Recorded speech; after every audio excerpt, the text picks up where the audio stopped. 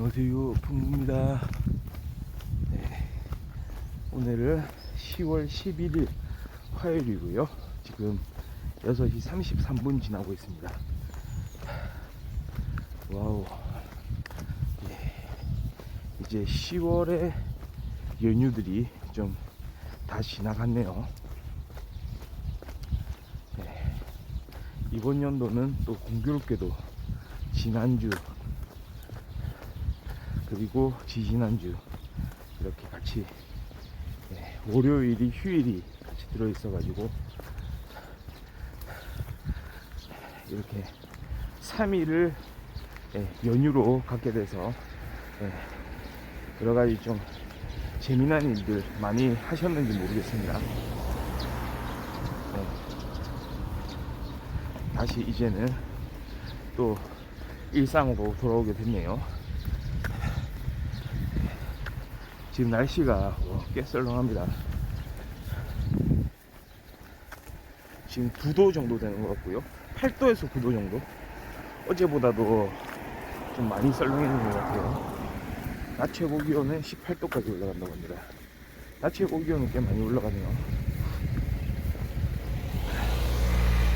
공기는 좋음입니다. 미세먼지, 초미세먼지 다 좋은 상태고요. 조금 썰렁한 것만 빼면 괜찮은데요. 복장을 조금은 두껍게 이제 할 필요가 있을 것 같습니다.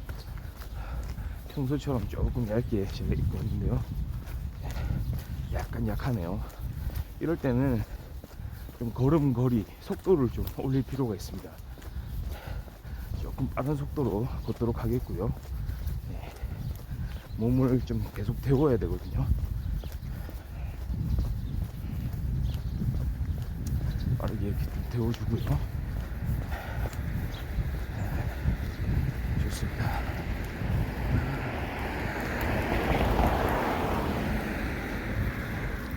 이번 연휴 동안 저는 또 드라마를 한 편을 섭렵을 했죠. 총 10부작인 드라마. 이번은 쿠팡 플레이를 통해서였던 것 같습니다. 제가 좀 중간중간 이것저것 보는데요. 그 제목은 법정 드라마입니다. 제목이 법정 드라마는 아니고요. 장르가 법정 드라마죠. 그러면서 스릴러적인 요소가 들어있고요. 이야기가 관계가 얽히고 설켜가지고 이게 결론이 어떻게 날 것인가, 어떻게 이야기가 풀어져 나갈 것인가 하는 데에 대한 아주 긴박감이 이제 넘치는 그런 스릴러 드라마였습니다. 제목이 바로 존경하는 재판장님, 원제목으로는 Your Honor, 존경하는 재판장님 이라는 뜻의 영어 Your Honor 이렇게 부르는 것 같습니다. 말하자면 저지, 판사, 재판장 이런 뜻인데 거기에 약간 이제 경의를 담아서 Your Honor 이렇게 부르는 것 같네요. 이 드라마를 보면서 처음 든 생각이 진짜 그런 생각. 첫 번째, 내가 진짜 이런 경우라면 나는 어떻게 했을까, 이런 생각을 하게 되고요. 두 번째는 과연 저 상황에서 이 사람들이 저런 판단을 하는 게 과연 보편적인 일인가, 과연 용서받을 수 있는 일인가, 이런 생각을 많이 들게 됐거든요. 그리고 한편으로 어떤 일종의 이제 우연들이 겹치는데요.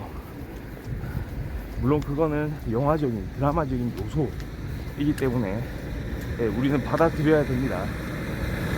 그럼에도 불구하고 약간 이런 생각, 하늘도 무심하시지, 약간 이런 생각, 어떻게 저게 저렇게 저기서 저런 일이, 어떻게 딱 저 상황에서 이런 일이 일어날까 라는 좀 안타까운 심정, 그런 게 같이 들었던 드라마였습니다.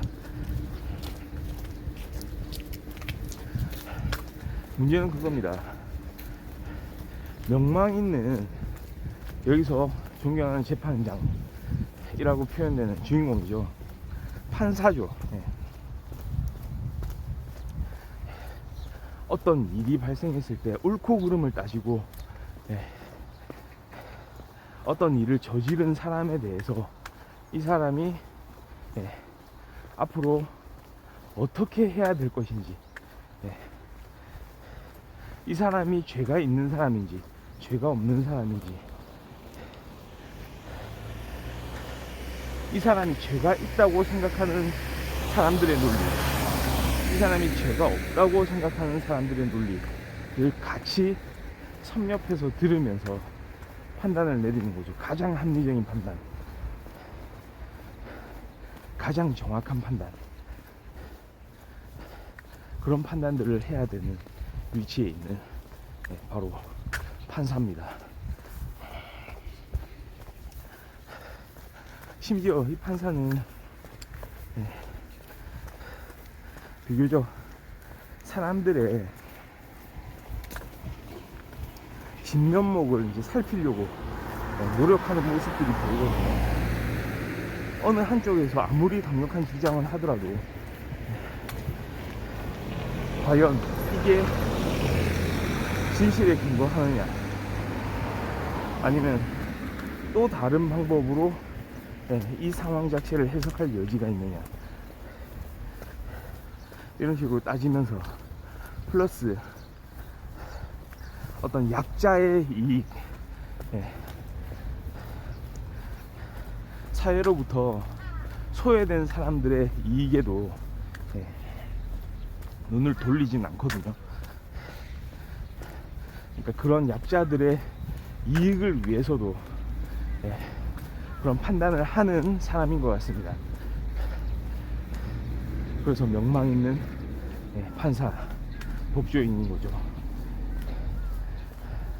그런데 사건이 발생합니다.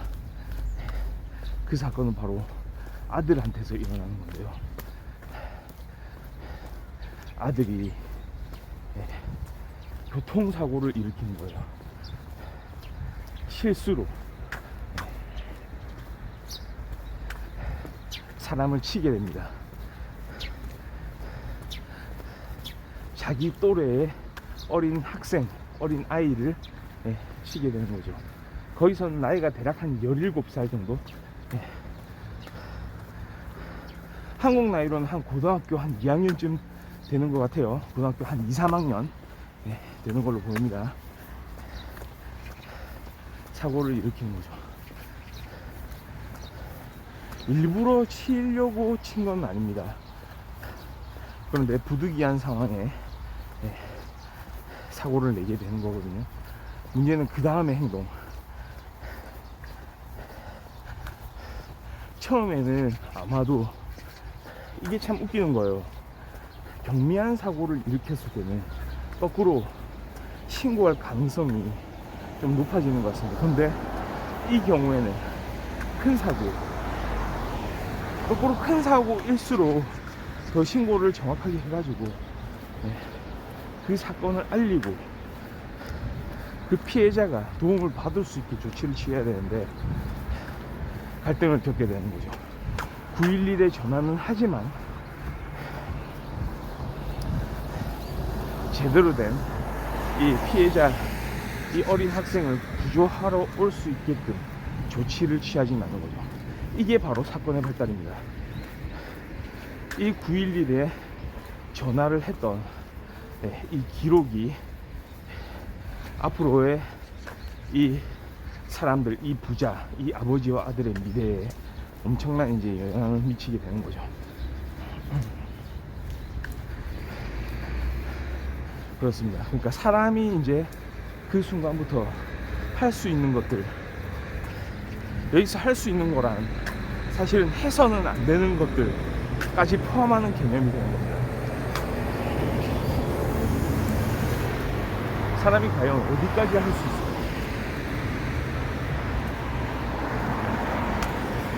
결정적으로 그렇습니다. 원래는 정말로 힘든 상황, 이런 상황이 일어나면 어떤 사람의 생명에 영향을 미치는 그런 일을 저지른 사람이 바로 그 상황 자체를 파악을 하고 결국은 말이죠, 자수를 하는 게 맞거든요. 그리고 이 아버지와 아들은 처음에는 그렇게 하려고 하지만 문제는 그렇습니다. 이 피해자, 이 어린 학생의 부모가 사실은 그 지역에서 유명한 범죄 집단의 우두머리, 그 조직의 보스였던 거죠.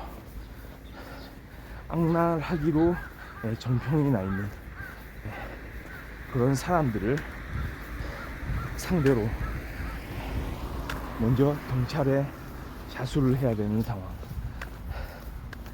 원래는 그 자수를 권고하던, 자수를 권하던 그 아버지가, 그 판사가, 그 존경받았던 재판장이 거꾸로 발길을 돌리게 되는 거죠. 저 사람이 네가 사고를 냈던 그 학생의 아버지다. 그 아버지는 이 일대에서 이런 인물이다. 자, 나는 다시 돌아왔다. 너는 자수를 하지 않을 거다. 않게 될 것이다. 자수를 한다는 게 어떤 의미인지 아느냐? 죽는다는 거겠죠. 그러니까 단지 어떤 공적인 시스템을 통해서 여기에 대한 사건, 그 후속 조치가 이루어지는 게 아니고 결국은 그 일대를 그렇게 장악하던 그 조직에 의해서 어떤 방식으로든지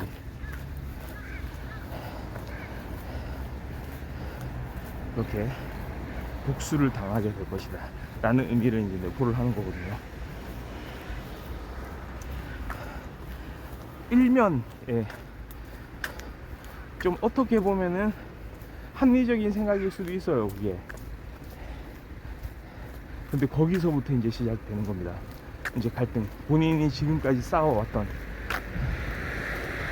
그런 판사의 길을 걸어왔던 그런 양심에 대해서, 본인의 가치관에 대해서 완전히 이제 뒤엎어버리고 새로운 가치를 위해서 이제 앞으로 싸워야 되는 상황.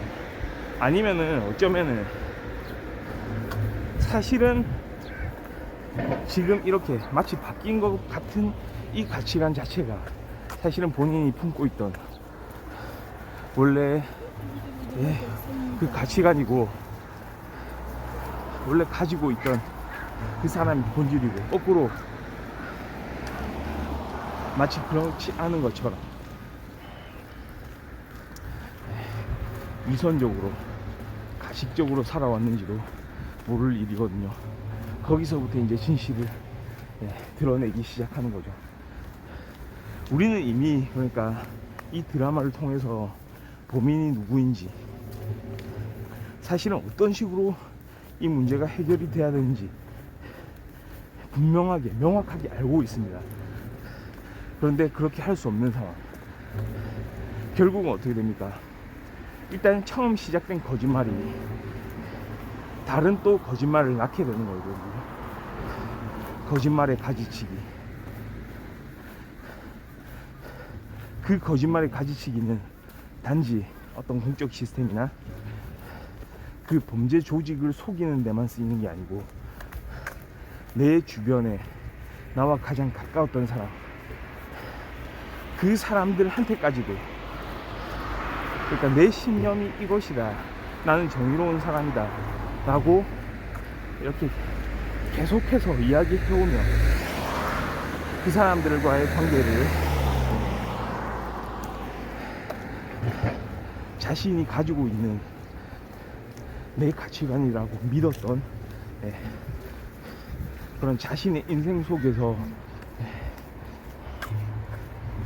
어떤 그런 긍정적으로 이렇게 관계를 유지해 나갔던 그런 사람들에 대해서 이제는 위선으로 대해야만 하는 그런 지점이 이제 나오게 됩니다.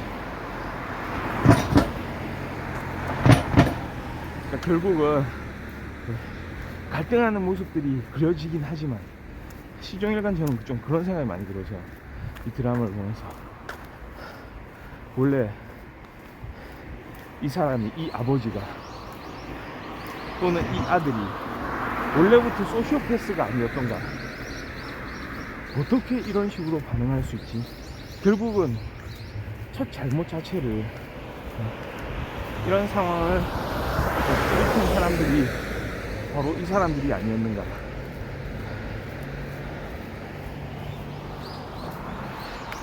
아들이 처음 그 원인 제공을 했다면 아버지는 사실은 그 가족의 문제가 될 뻔했던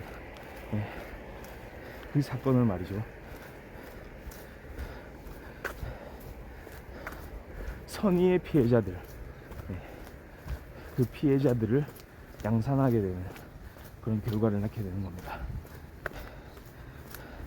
거기서 얻게 되는 드러나는 갈등들, 그리고 그 안에서도 어떻게 해서든지 이런 사실을 감추려고 하는 그 노력들, 그게 이 드라마 전편을 거쳐서 이런 상황에 여기서 어떻게 숨을 곳이 있을까, 요리조리 빠져나가는 모습들을 보여주고. 다만 드라마는 그렇습니다. 아무리 그렇게 너희들이 한다고 하더라도 처음에 너희가 이렇게 이 사고를 일으킨 것처럼 세상은 너희를 온전히 너희들이 생각하는 만큼 그렇게 모든 거를 이룰 수 있게 해주진 않는다. 약간 이런 느낌, 이런 뉘앙스. 결론은 그래서 저는 시종일관 어떻게 보면 좀 고구마 답답이 같기도 하지만 저는 그 순간순간을 되게 주의를 기울여 가면서 이렇게 빨려 들어가듯이 그 드라마를 이제 보게 됐거든요. 그러면서도 느낀 게 뭐냐면, 이 드라마 한국에서 리메이크가 되겠구나. 특히 법정 드라마들을 요즘에 많이 또 이렇게 선보이고 있잖아요. 우영우를 비롯해 가지고요. 요즘에 1,000원짜리 변호사, 그리고 다른 각종 또 그런 법정 드라마들이 있죠. 변론을 시작하겠습니다, 이런 드라마도 있는 것 같고요. 법정을 배경으로 하는 드라마들이 많이 생겨나고 있는 이 즈음에 정말 잘 만들어진 웰메이드 드라마 아닌가. 이거 한국에서 리메이크 한다고 해도 참 괜찮을 것 같아요. 벌써부터 지난번에 쿠팡 플레이였죠. 이것도 어느 날 김수현, 차승원 주연의 어느 날도 법정 드라마이면서 리메이크했던 작품으로 알고 있는데요. 이번에 또 좋은 드라마 한 편을 이렇게 만나게 된 것 같아서 드라마 자체는 그 내용상 아주 심각한 그런 내용들을 담고 있었는데도 불구하고 저는 이제 방에서 TV를 통해서 재미나게 이 이야기를 계속해서 따라갈 수가 있었던 것 같습니다. 그러니까 과연 이런 상황이 생긴다면 어떻게 대처를 하는 게 맞는가? 이 주인공들이 하고 있는 대처는 옳은 것인가? 과연 이런 일들이 이렇게 차곡차곡 쌓일 때 그때그때마다 어떤 판단을 해야 되는가, 이런 생각들을 같이 하면서 보면 아마 재미가 배가 되지 않을까, 그런 생각이 드네요. 특히 스릴러를 좋아하는 그런 관객이라면 놓치지 않고 봐야 되는 드라마가 아닌가. 그렇습니다. 오랜만에 또 드라마 소개를 좀 해드렸고요. 지금 시간이 6시 54분. 오늘은 여기까지 하도록 하겠습니다. 시청해주셔서 감사합니다. 바이.